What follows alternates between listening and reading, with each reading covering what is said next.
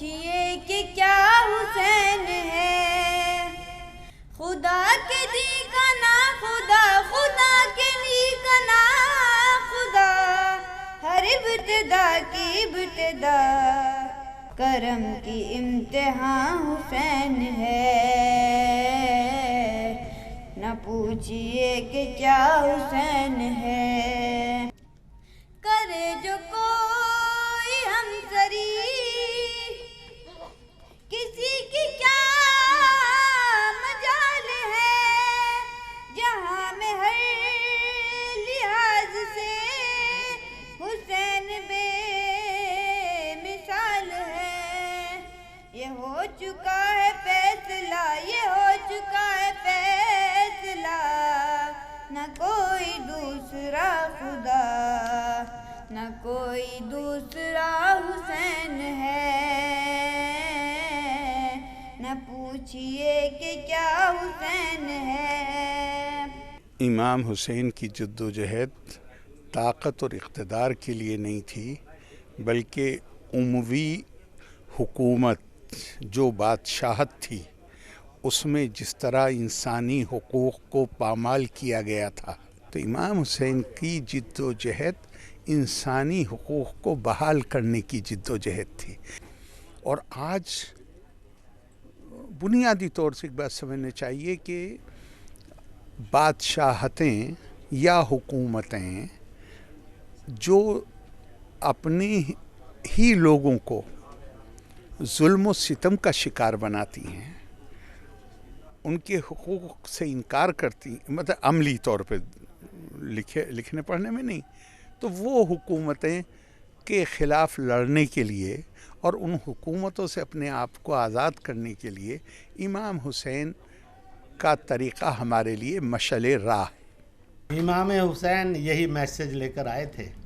मुसीबतें सब पर आती हैं, वक्त वक्त में आती हैं, प्रकार प्रकार की आती हैं।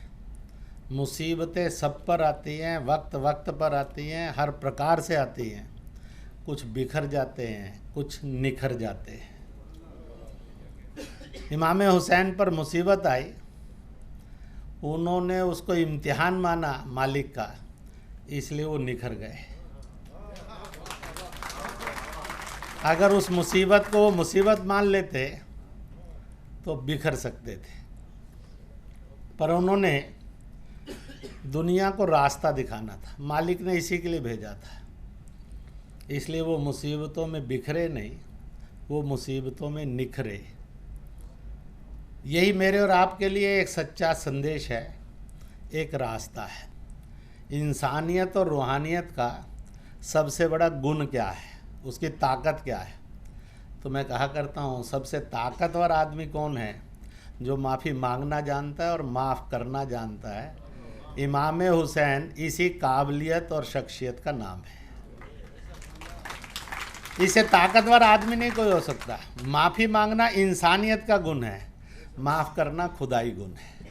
हजरत हुसैन का जो जीवन था, उन्होंने हमेशा उनका संघर्ष बुराई के साथ चलता रहा और उन्होंने अमन का, शांति का, प्रेम का, भाईचारे का संदेश पूरी मानवता को दिया।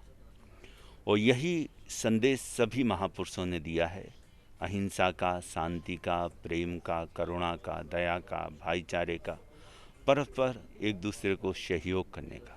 और दुनिया की जितनी भी विचारधाराएं हैं, जितने भी धर्म हैं, जितने भी संप्रदाय हैं, जितने भी महापुरुषों का, पैगंबरों का, अवतारों का संदेश है, उस संदेश को में जो भी सत्य छुपा हुआ है, उस सत्य को देखते हुए उसके समाज के संरक्षण के लिए, संवर्धन के लिए, उसके विकास के लिए हम सहयोगी बने। और आज भी वर्तमान में हम देखें तो पूरे विश्व को इसी की ज़रूरत है। हिंदू हो, क्रिश्चन हो, जैनी हो, बौद्ध हो, हम आपको एक बात गारंटी के साथ बता रहे हैं कि जो इमाम हुसैन से मोहब्बत करता है वो कभी आतंकवादी नहीं हो सकता। कि जब किसी व्यक्ति के बारे में आपको शुबा हो, संदेह हो कि ये आतंकवादी है, उससे बुलाकर केवल एक प्रश्न कर लीजिए कि तुम हुसैन के मानने वाले हो या यजीद के मानने वाले हो। अगर वो हुसैन का मानने वाला है, मैं उसकी जिम्मेदारी लेता हूँ, मैं उसकी रिस्पॉन्सिबिलिटी, मुझे पकड़ लीजिए अगर मैं गलत कह रहा हूँ। अगर वो हुसैन का मानने वाला है, शिया हो, सुन्नी हो, देवबंदी हो, बरेलवी हो, वहाबी हो, कोई भी, उसको जाने दे, लेट हिम गो। जो हुसैन का मानने वाला है वो कभी जालिम नहीं हो सकता। और कोई भी हो, अगर कोई यजीद को अपना हीरो कह रहा है, अरेस्ट, उसको अरेस्ट कर लीजिए। या वो आतंकवादी होगा या आतंकवादी नहीं है तो आतंकवादी हो जाएगा, ये मैं लिख के देता हूँ। यकीनन पूरी ज़िंदगी, मिसाली ज़िंदगी आपकी रही है इमाम हुसैन रज़ियल्लाहु तआला अन्हु की, और आपने आने वाले वक्त के लिए भी और सभी जो कौम के रहनुमा हैं, रहबर हैं, और जो ख़ास तौर पर कौम की खिदमत करना चाहते हैं, और वो लोग जो चाहते हैं कि मुल्क में, पूरी दुनिया में अमन सलामती की फ़िज़ा कायम हो, और जुल्म और सितम जो लोग फैलाते हैं, या वो लोग इक़्तिदार पर जुल्म के ज़रिए काबिज़ होना चाहते हैं, या वो अपने इक़्तिदार के ज़रिए बदअमनी या बेराह रवी को जो है आम करना चाहते हैं, उसको अगर वो लोग रोकना चाहते हैं तो वो रहनुमाई अगर हासिल होगी इमाम हुसैन रज़ियल्लाहु अन्हु की ज़िंदगी में हासिल होगी। कि उस वक्त आपने ये देखा कि कौन इक़्तिदार पर है, कौन साहिब हुकूमत है, कौन अरबाब हल्ल अक़द है, बल्कि आपने, चूँकि आप रसूलुल्लाह सल्लल्लाहु अलैहि वसल्लम के नवासे थे और अल्लाह रब्बुल इज़्ज़त की आप पर इनायत थी, जिसकी बुनियाद पर आपने अपने साथ लेकर जो ज़ाहिरी असबाब आपके साथ थे सबको साथ में आपने लिया, और आने वाले वक्त के लिए आपने एक मिसाल कायम कर दी। और हम लोगों को इस पर फ़ख्र है कि हम इमाम हुसैन रज़ियल्लाहु अन्हु से वाक़ियत रखते हैं, आप पर जानिसार हैं, और हम लोग यही देखना चाहेंगे कि आपकी ज़ात अक़दस में उम्मत मुस्लिमा का इत्तिहाद भी है, कि आपकी ज़ात अक़दस के अंदर पूरी उम्मत में मसलकी तौर पे भी और कौमी तौर पे भी और आलमी तौर से भी आपकी ज़ात अक़दस के अंदर बेशुमार रहनुमाई मिलती है। और हम इसके लिए इंशाअल्लाह कोशिश कर भी रहे हैं, और इस प्रोग्राम के ज़रिए भी एक हमारे जो ऑर्गेनाइज़र हैं उनका भी यही मकसद है कि इत्तिहाद उम्मत के साथ साथ पूरी दुनिया के अंदर इमाम हुसैन रज़ियल्लाहु अन्हु की ज़िंदगी से हम रहनुमाई हासिल कर सकें, वो हम सबका मकसद भी है। बंधुओं और बहनों, आज एक ऐसे महान मानव के जन्म दिवस को आतंकवादी विरोधी दिवस के रूप में हम मना रहे हैं। मैंने इस बारे में अब तक जितना भी पढ़ा, जितना भी जाना, जितना भी सुना, जितना भी समझा, मैं ये कह सकता हूं कि इतिहास कांच के टुकड़ों का नहीं, उज्जवल हीरों का बनता है, और इतिहास घास के तिनकों का नहीं, फौलादी तीरों का बनता है। अरे समरांगण में हथियार डालने वालों, इतिहास कायरों और भगोड़ों का नहीं, इमाम हुसैन जैसे महान बलिदानी वीरों का बनता है। बंधुओं और बहनों, हमें ये टुकड़ों टुकड़ों में दिखने वाली हिंसा और आतंकवाद की समस्या, इसका रूट कॉज है।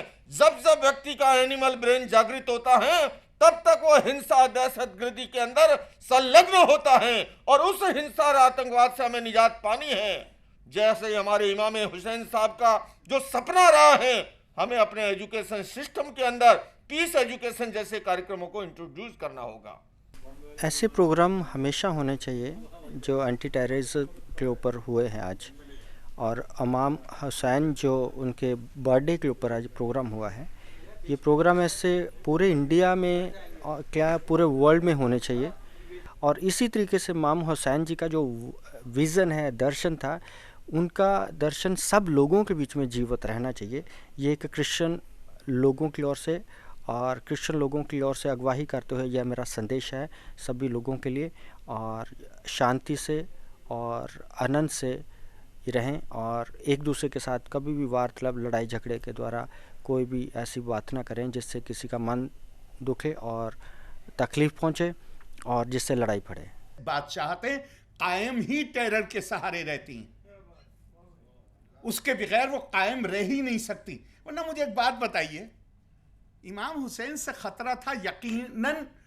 जो आदमी ताकत में, इक़्तिदार में है, वो सोच सकता था कि आज नहीं तो कल फिर लोग इनके इर्द गिर्द इकट्ठे हो जाएंगे, लिहाजा इनको तो ख़त्म करो। लेकिन अहले बैत की ख़वातीन से कौन सा खतरा था? उनके लिए जब पूछा गया कि इनको कैसे भेजें दमिश्क, जवाब आया, इनको सरों पे चादरें न ओढ़ने दी जाएं और इनको गुंजान आबादियों से गुजारा जाए। काहे के लिए था? उनसे यह खतरा था कि वो हुकूमत के खिलाफ बगावत करेंगी। एक ही मकसद था, हम रसूल के खानवादे के साथ ये कर सकते हैं। तुमने अगर आवाज उठाई तो देखो जान लो क्या करेंगे। एक ही मकसद था। ये क्या है? टेरर है या कुछ और है? इमाम हुसैन को मैं हमेशा यहां पे सर मारता हूं कि ये सिर्फ ये अकीदत का इजहार अकेले नहीं, खुदा के वास्ते हम किसी को इसलिए याद करते हैं कि उसकी तालीमात और उसका तर्ज अमल आज भी हमारी जिंदगियों को सुधार सकता है। सिर्फ नारा लगाने से नहीं होगा, उनका तर्ज अमल, उनका जो तरीका है, अगर उन्होंने जान दे दी तो कम से कम आवाज तो हम भी थोड़ी सी उठा सकते हैं इस जबरिया कल्चर के खिलाफ जो हमारे यहाँ घुस गया। मकसद सिर्फ ये है कि इमाम हुसैन का पैगाम लोगों को पहुँचाना। हम अक्सर बम्बई में फंक्शन करते रहते हैं, ये इस साल दिल्ली में कर लिए। और तो आप देखें ना, तो लोग तकरीर करे, हिंदू लोग भी थे, अहले सुन्नत भी, सब लोग तकरीर करे। और देखिए आप इमाम हुसैन का क्या बेनिफिट होता है, आप खुद ही सुन लिए। मैं क्या बताऊँ आपको, इमाम हुसैन जो सब्र के काम सिखाए, हम उस पर अमल करना है बस।